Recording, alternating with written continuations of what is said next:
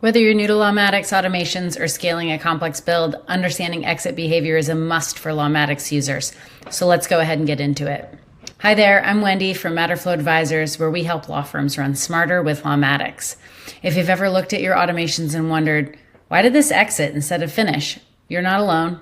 This is one of the most common head scratchers we see when reviewing client setups. In today's video, we'll be walking you through exactly why automations might exit prematurely and how to spot the issue and what to do so that your flows run cleanly from start to finish, just like they're intended to. And I should say, sometimes they're not intended to. So we're going to look at the automation that I've got up on the screen, and I'll walk you through what's going on here and when you might see an exit versus when you might see this complete. So this is a simple automation in our demo account, and it's going to trigger when there's an initial consultation. It's going to trigger when there's an initial consultation, and all this automation does is send a file request to the potential client. There's a delay for 2 days, sends another file request, a delay, a file request. I think you're getting the picture, a delay, and a file request. And then you'll notice, if we look at the exit condition, that we want to exit this automation when the motor vehicle accident file request template is submitted. So the goal in this case is actually that if the client was doing what they were supposed to be doing, they should in fact exit this automation. And they should only go to completion if they have not submitted this specific file request, which is the one that we're sending here in the automation.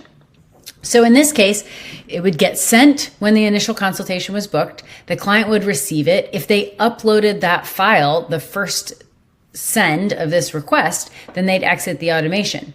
And if they don't, then they'll proceed to the end. So one way that you can look at this is if there's an exit condition, it's safe for them to exit that automation. It means that there is some condition where we do not want them to finish the sequence. If you look at your automations and there is no exit condition, then you would expect that the automation would run from start to finish. And if they run from start to finish, then you'll get a matters ran logged up here in this matters ran section. And if I click on this, there's actually no automations that have run because this is our demo account.